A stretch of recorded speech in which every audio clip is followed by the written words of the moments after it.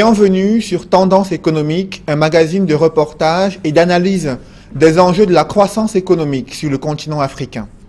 Près de 2800 milliards de francs CFA sont encore non décaissés sur les emprunts du Cameroun, selon la Caisse autonome d'amortissement. Ce retard dans les décaissements sur les crédits extérieurs accordés au Cameroun impacte négativement sur la croissance. Pourtant, l'endettement du Cameroun s'accélère depuis la fin des ajustements structurels. Selon le Fonds monétaire international, cet endettement représentera 38% du produit intérieur brut en 2019, soit une hausse de 15% en 5 ans. Cependant, il se pose le problème du suivi de la stratégie globale d'endettement au Cameroun. Pourquoi la dette de notre pays est-elle mal orientée? Quels sont les risques auxquels le Cameroun s'expose au regard de l'accélération de cet endettement? Pour décrypter cette situation, je reçois sur ce plateau Marius Barra. Bonsoir. Bonsoir. Vous êtes économiste. Bienvenue sur Tendance économique. Merci de m'avoir invité. Alors, je vous invite tout d'abord à faire le point sur le niveau d'endettement au Cameroun. C'est un reportage d'Innocent Abega et Gertrude Fernande Nekatchouessi. Le Cameroun émergent en 2035. De plus en plus, cela semble être davantage un espoir plutôt qu'une conviction. Nombre d'observateurs avertis s'accordent à le dire au regard de nombreux facteurs peu rassurants de la bonne santé économique du Cameroun. Au rang de ceux-ci, il y a en bonne place le taux d'endettement du Cameroun. Estimé l'an dernier à quelque 24% du PIB par le FMI, Fonds monétaire international, le taux d'endettement du Cameroun est sur le point de franchir la barre de 30%. Une situation due notamment à la signature en août dernier par le président de la République Paul Biya d'une ordonnance modifiant et complétant l'article 4 de la loi des finances 2015, un texte qui permet au gouvernement d'emprunter jusqu'à 1700 milliards de francs CFA au cours des derniers mois de cette année 2015. Il s'agit précisément d'emprunts concessionnels et non concessionnels estimés respectivement à 500 milliards et 1200 milliards de francs CFA. Le financement de la guerre contre le groupe terroriste nigérian Boko Haram et la terrible chute des cours mondiaux du pétrole brut justifient probablement cette ordonnance du chef de l'État.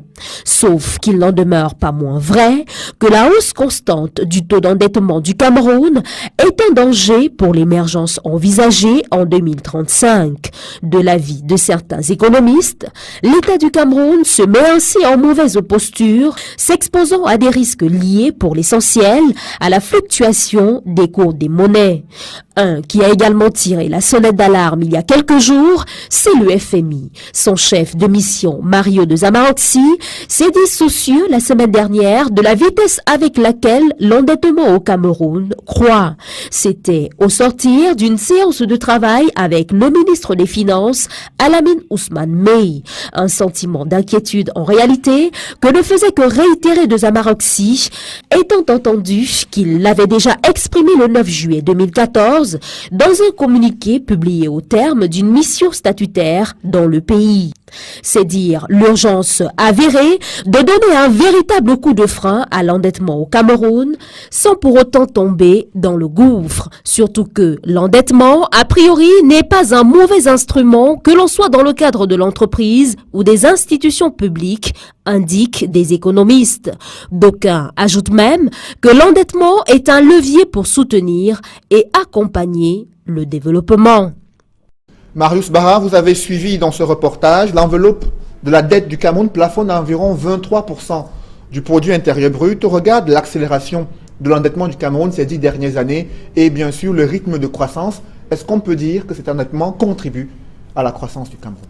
Disons, l'endettement en tant que tel ne peut pas contribuer à la croissance de façon mécanique. On constate, comme vous l'avez dit, qu'on est à 22% de la richesse nationale, dans bientôt à 38%. C'est vrai qu'on est très loin des niveaux des grands pays occidentaux. Je parle notamment du Japon qui est à 225% de son PIB, des États-Unis à plus de 100%, la France à 95% et bientôt 100% de sa dette qui représente la richesse nationale produite par la France. Mais là n'est pas le problème. Vous voyez que ce sont des pays qui, eux, se sont développés et que l'endettement, justement, c'est un moyen de financer le développement. le problème avec notre pays, c'est que justement on s'endette et on ne voit pas ce développement-là aller dans le sens de l'émergence économique dont parle le chef de l'État. Donc l'enjeu, c'est de savoir l'allocation qui est faite des ressources ainsi collectées et ce qu'on compte justement faire pour que ces points de croissance qui nous manquent et surtout cet objectif final d'émergence économique en 2035 soit effectivement mis dans les rails. Je rappelle que le document de stratégie pour la croissance et l'emploi, qui est la boussole de cette émergence-là, la première phase qui allait de 2010 à 2020, on est quasiment à la moitié. Et la plupart des critères économiques de convergence qui ont été définis par le gouvernement n'ont pas encore été atteints à mi-parcours de cette première phase-là. Donc il serait temps de s'arrêter, de faire un point avec les pouvoirs publics et le secteur privé et savoir comment il faut faire pour que des actions correctrices soient prises et que nous nous remettions sur le chemin de l'émergence. Alors la CEMAC quand même autorise les pays à s'endetter jusqu'à 70% du PIB, mais dans le cas du Cameroun, il y a de grosses interrogations, vous le disiez tout à l'heure, sur la destination de cette dette. À quoi sert la dette que contracte le Cameroun auprès de ses différents partenaires? Normalement, la dette en économie, c'est un moyen de financement d'économie comme tout autre. Vous savez, le budget de l'État, c'est en gros 3 masses principales. Vous avez les recettes fiscalo-douanières, les impôts et les taxes que l'on paye lors de l'entrée des produits dans tous nos postes douaniers. La deuxième grande masse, ce sont les revenus pétroliers, donc la redevance que paye notamment la SNH, qui est le bras séculier de l'État dans la gestion de ces revenus pétroliers. Et la troisième grande masse, ce sont les dons et les emprunts. Donc, s'endetter en soi n'est pas mauvais. Le problème, c'est de savoir à quoi c'est l'endettement. Un endettement qui sert à financer l'investissement, qui est lui-même producteur d'emplois, producteur de croissance et créateur de richesse. Voilà la destination normale d'une politique d'endettement. Le problème, c'est ça qui a été soulevé par la Caisse autonome d'amortissement, vous en parlerez certainement tout à l'heure, c'est de voir qu'il y a une masse énorme d'argent, plus de 2000 milliards de francs CFA collectés ici ou là pour l'endettement et qui ne sont pas utilisés. C'est quand même une antinomie entre le niveau de développement de notre pays qui est plutôt bas, puisque nous sommes un pays en voie de développement qui est sur la voie de l'émergence, et l'argent qui est là. Logiquement, pour une économie comme la nôtre, on devrait être notamment en dépassement budgétaire, tant les besoins en développement sont énormes. Les infrastructures routières, sanitaires, scolaires, etc. Or, c'est évidemment le contraire qui se fait. Donc, l'enjeu, c'est de savoir exactement à quoi sert cet endettement, où placer cet argent qui est endetté, et surtout le rendre efficace pour l'économie. Pourquoi? Parce que pendant que nous n'utilisons pas cet argent, on continue à payer le service de la dette, c'est-à-dire les intérêts qui sont liés à cette dette-là. Je rappelle, pour prendre un exemple et pour qu'on voit à peu près l'ordre de grandeur, un pays comme la France qui est un pays développé, rien que le service de la dette est le premier poste du budget de la France, 50 milliards d'euros par an. Vous multipliez ça par 656, vous voyez le côté astronomique de la somme. C'est-à-dire rien qu'à payer les intérêts, je ne parle même pas du nominal. Donc, il ne serait pas bon pour un pays comme le nôtre de payer un service de la dette qui serait exorbitant alors que l'objet même de l'endettement n'est pas allé à sa finalité.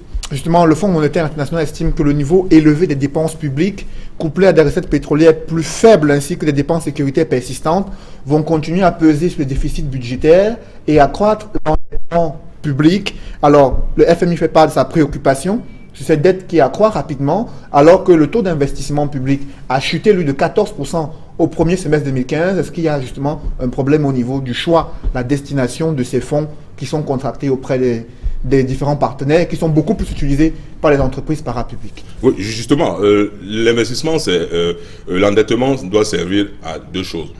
L'investissement et la consommation. Le problème, c'est qu'il doit servir plus à l'investissement qu'à la consommation. La consommation, quand ça permet de la relancer, c'est-à-dire de faire en sorte que le pouvoir d'achat des consommateurs soit un peu élevé pour que, évidemment, ils aient envie d'acheter. Ça, c'est bien. Mais la vraie destination de l'endettement, c'est l'investissement. Parce qu'encore une fois, c'est l'investissement qui crée de la richesse, qui crée de l'emploi, qui provoque la croissance. Or, ce que nous voyons aujourd'hui, c'est l'inadéquation entre l'argent qui est disponible en tant qu'endettement et les choix de développement qui sont faits. Le problème, c'est que jusqu'à maintenant, on n'arrive pas à matcher cet argent-là avec les projets économiques qui sont en place. Pourquoi? C'est une question qu'il faudrait poser aux administrations en charge, notamment de tout ce qui concerne les financements publics, mais surtout les projets publics. Je rappelle quand même qu'il y a beaucoup d'argent servant à l'investissement qui n'est pas encore utilisé. Justement, pour donner quelques chiffres du ministère des Finances concernant l'exécution budgétaire au premier semestre 2015, on note que le service de la dette publique au premier semestre 2015 s'élève à 182 milliards de francs CFA, soit une hausse de 54% par rapport à l'année 2014. Cependant,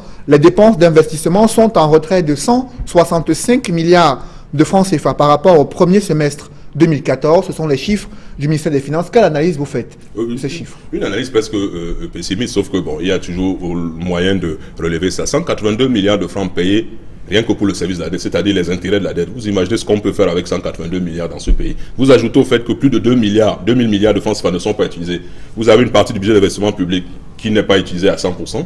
Vous avez une partie des fonds PPTE qui sont dans un compte séquestre à la BEA, qui ne sont pas utilisés à 100%. Vous avez l'ensemble des emprunts que nous avons sur l'extérieur, qui ne sont pas encore utilisés. Vous avez les emprunts obligataires qu'on n'a pas encore fini de payer, puisque c'est sur une Et donc durée. on ne connaît pas la finalité, on ne connaît pas la destination de ces emprunts obligataires. Justement, tout ça agrégé, vous ajoutez à ça le fait que la croissance, elle est un peu atone. Vous ajoutez le fait que les revenus pétroliers vont baisser puisque le prix... Ils ont chuté de 20% selon le ministère des Finances par rapport à ce qu'on attendait. Ça, c'est un effet conjoncturel. Vous savez que le prix du brut est passé de $110 à presque $48 le baril aujourd'hui. Le Cameroun plafonnait sur $85 lorsqu'il a conçu son budget de finances 2015. Malheureusement, on n'en est pas là et les recettes budgétaires pétrolières ont chuté de 20%. Alors, avec ces emprunts à des taux onéreux, quels sont les risques auxquels s'expose le Cameroun? Le risque majeur, c'est qu'à terme, non seulement l'endettement soit relativement supérieur à la richesse produite, c'est-à-dire le pourcentage du PIB. Aujourd'hui, il est à 29%. En 2019, on se dit on a tablé sur 38%. Si on continue sur ce rythme-là, dans 10, 15, 20 ans, on sera à 100%. C'est-à-dire l'ensemble de la richesse produite par notre pays sera absorbée par le paiement de la dette. Or, ce n'est pas la destination finale pour un pays en voie de développement. Le risque majeur, c'est ce qu'on voit avec les exemples à l'étranger, comme la Grèce, le fameux Grexit, c'est-à-dire le risque que la Grèce sorte de la zone monétaire. Aujourd'hui, un pays comme la Grèce n'a plus de poids, de puissance et surtout même mise sur sa souveraineté. Parce que quand vous êtes endetté, c'est comme les particuliers. C'est celui qui est votre créancier qui détermine désormais la politique que vous devez mener. C'est le cas avec la Grèce. Vous voyez que c'est l'Union européenne, la Commission de Bruxelles qui fixe la politique économique, mais c'est surtout le FMI et la Banque mondiale qui fixent l'économie. Or, le rythme de croissance n'étant pas au niveau où nous le voulons, l'endettement augmentant, le risque justement c'est de faire en sorte qu'à terme cet endettement fasse que le levier politique, c'est-à-dire la politique économique, ne soit plus défini par le gouvernement de la République, mais par nos créanciers. Donc retour aux ajustements structurels? Exactement. Or, le drame en plus, la différence, je parlais tout à l'heure du Japon. La grande différence entre un pays comme la France et un pays comme le Japon. Le Japon a peut-être 225% de son PIB absorbé par son endettement.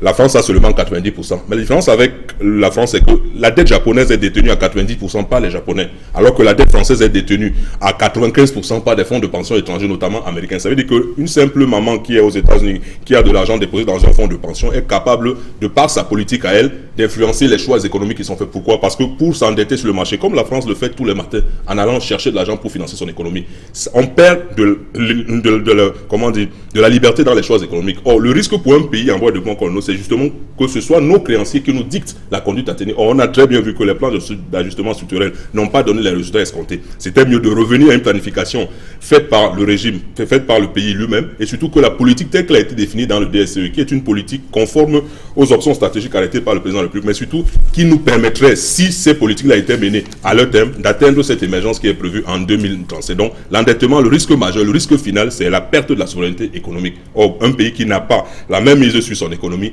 n'est pas un pays libre. Alors, la Commission de surveillance des marchés financiers de l'Afrique centrale s'inquiète de ce qu'il y a une prédominance des États à solliciter justement les emprunts obligataires sur le marché financier, alors que c'est plutôt les entreprises parapubliques ou les entreprises privées qui devraient le faire. Est-ce que l'État ne devrait pas laisser la place au secteur privé pour justement impulser cette croissance-là et réduire l'endettement? Justement, le problème avec les pays, les économies des pays au sud du Sahara, c'est que l'État continue à être un acteur majeur en économie. L'enjeu, c'est que l'État soit le régulateur, l'arbitre du jeu économique et laisse les partenaires, c'est-à-dire les entreprises privées, le secteur privé, jouer ce rôle. Le recours à l'emprunt obligataire, c'est une bonne chose à soi, puisque l'État montre qu'il est moderne. L'appel public à l'épargne est un mode de financement comme un autre. Le problème, c'est que ce n'est pas l'État en tant qu'entité qui devrait le faire. Ce sont les entreprises publiques qui devraient le faire. Ce sont les entreprises privées qui devraient le faire. Pourquoi? Parce qu'elles ont la latitude d'influer directement sur le système, le corps social, puisqu'elles produisent des marchandises, des services qui sont directement, rémunérés par les partenaires, qui sont directement rémunérés par les consommateurs. Le problème, c'est que le poids de l'État dans l'économie est assez élevé. Et il faut que le secteur privé, petit à petit, gagne des marges de progression dans ce niveau-là. Ça commence à être le cas avec le partenariat public-privé qui a été mis en place avec le Cameroun Business Forum. On en est à la 6e édition. On pense qu'au fur et à mesure que l'État, les pouvoirs publics et les entreprises du secteur privé se rencontreront, petit à petit, ces entreprises-là comprendront la nécessité de prendre le relais de l'État. Mais il faut aussi comprendre qu'on a un gros problème dans notre pays. C'est que pour aller sur la place publique financière qu'on appelle la bourse, il faut être une entreprise transparente, il faut que vos comptes soient transparents, il faut que votre gestion soit transparente, que vos comptes soient audités. Or, la plupart des grandes entreprises, comme des petites entreprises dans notre pays, n'ont pas une comptabilité, une politique financière qui est tout à fait transparente. Or, le marché financier est un marché extrêmement contraignant. Donc, il faut mettre vos comptes sur la table. Vos comptes doivent être analysés par les instances supranationales. Vous avez parlé de l'autorité monétaire régionale, mais également par ceux qui viennent vous prêtez de l'argent, puisque un emprunt obligataire, par définition, ce sont des gens qui donnent de l'argent à l'État pour une durée longue, en ayant des obligations de l'État qui gardent par divers, en se faisant rémunérer des années plus tard. Or, quelqu'un ne peut pas venir donner son argent sans savoir exactement comment l'entreprise est gérée. Donc, le grand enjeu aujourd'hui, c'est de revoir un peu le côté financier et comptable de nos entreprises pour qu'elles soient lisibles,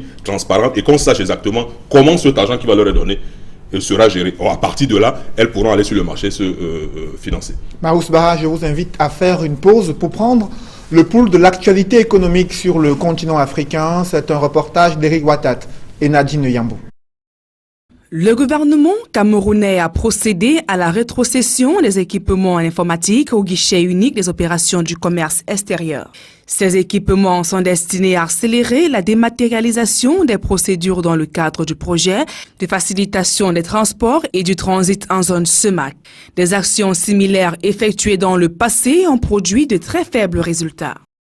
Au Nigeria, le président Muhammadu Buhari annonce que le ministère du pétrole sera placé sous son contrôle alors que le pays n'a toujours pas de gouvernement, plus de 3 mois après son arrivée au pouvoir.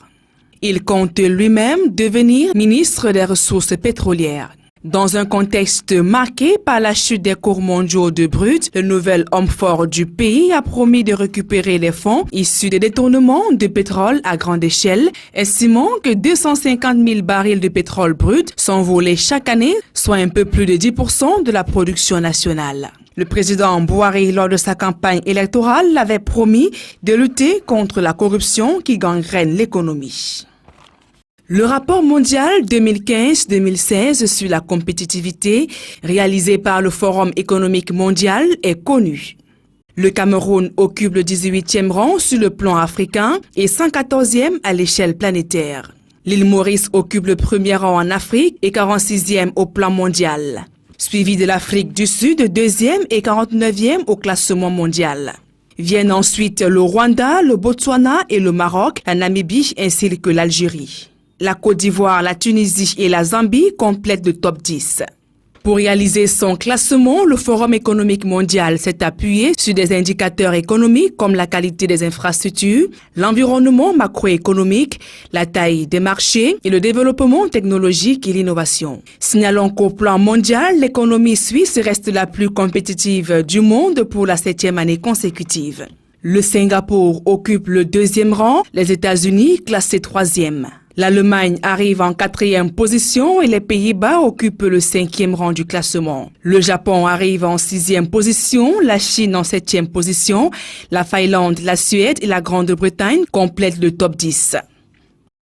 L'Organisation mondiale du commerce abaisse ses prévisions de croissance du commerce mondial pour 2015 et 2016. Ceci pour intégrer les multiples facteurs qui pèsent sur les échanges depuis plusieurs années, le ralentissement de l'économie chinoise, la baisse des cours du pétrole et d'autres matières premières et les fluctuations importantes des taux de change.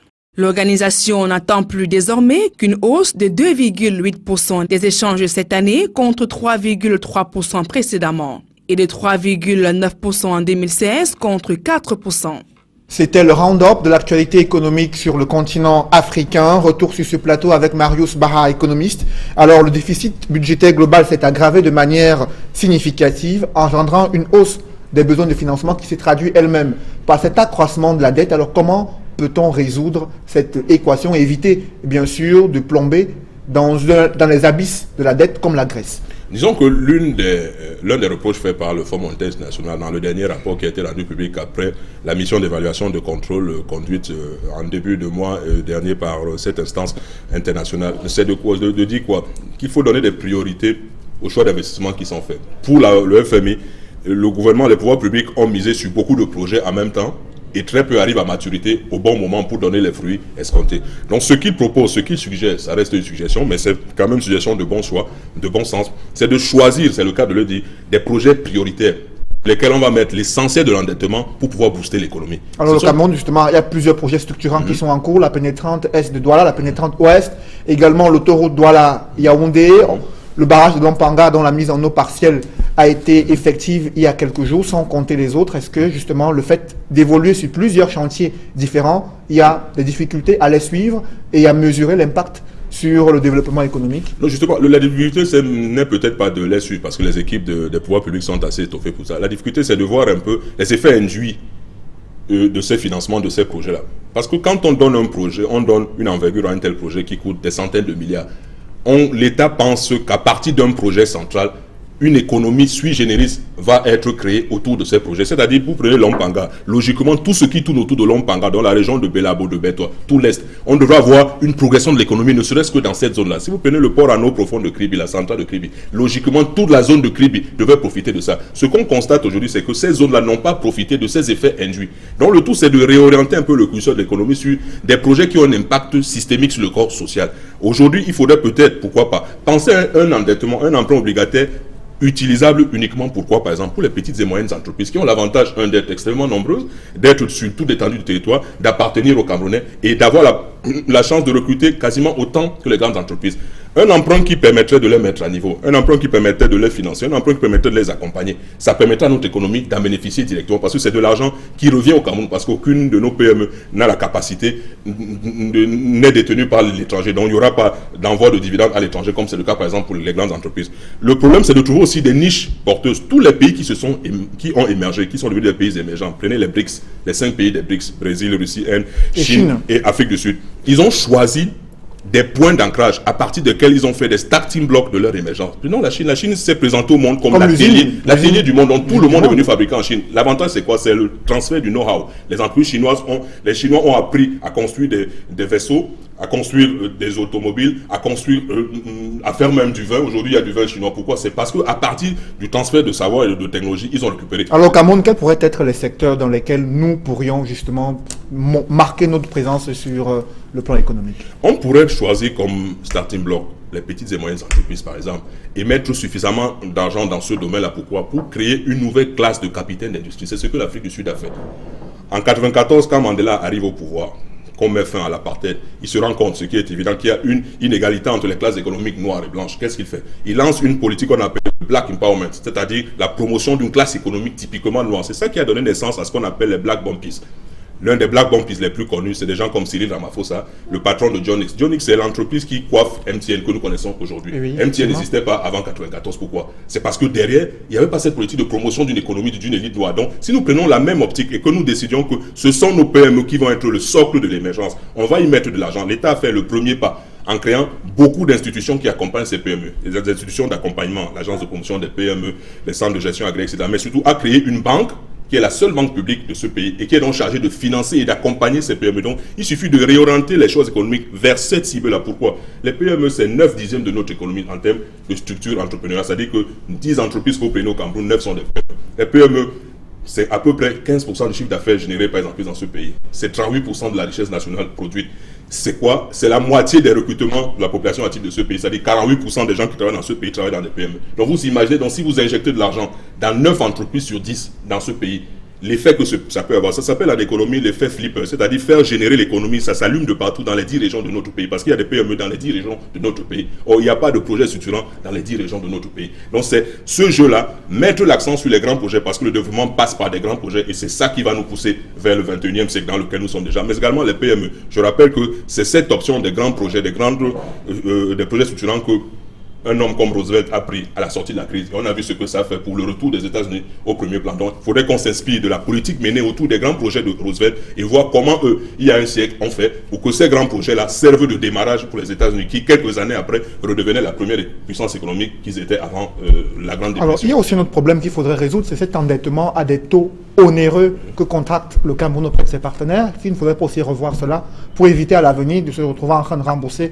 des sommes faramineuses. Justement, c'est pour ça qu'il faut faire comme partout. C'est une loi économique, c'est de faire jouer la concurrence et de se présenter en position de force. Quand vous avez une économie attractive, des investisseurs qui veulent venir chez vous, que votre pays a un taux de croissance qui est alléchant, évidemment, ceux qui veulent travailler avec vous travaillent à vos conditions. Le problème, c'est que si notre pays n'est pas perçu comme une niche pour ceux qui investissent. Évidemment, l'argent coûte un peu plus cher. Vous savez, le risque que l'on prend à prêter, c'est ce risque qui est déterminé par le taux d'intérêt. Comme le Cameroun, dans les classements internationaux, n'a pas le rang qu'il devra avoir.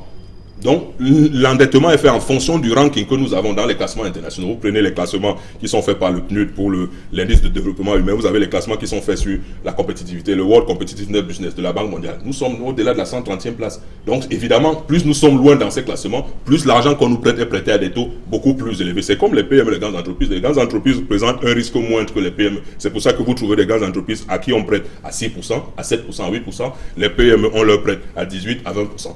Donc c'est justement cet enjeu-là, rendre notre pays beaucoup plus attractif, avoir une politique économique plus lisible, une visibilité sur l'émergence qu'on doit atteindre en 2035, mais surtout des projets concrets et surtout des résultats concrets qui font que les taux de croissance que nous-mêmes nous avons annoncés, nous puissions les atteindre. Heureusement que cette année, le taux qui a été prévu sera largement au-dessus, puisque même le FMI reconnaît qu'on sera légèrement au-dessus de 6%. Ça prouve qu'en faisant les efforts, en faisant les travaux qui sont faits, mais surtout les projets structurants, en donnant les résultats que l'on attend d'eux, tout cela permettra, j'espère, avant l'échéance de 2020, qui est la première phase du DSE, que ces taux de croissance-là reviennent et que l'endettement puisse le négocier à un taux relativement faible. Marius Barra, merci d'être venu dans cette émission. Je rappelle que vous êtes économiste.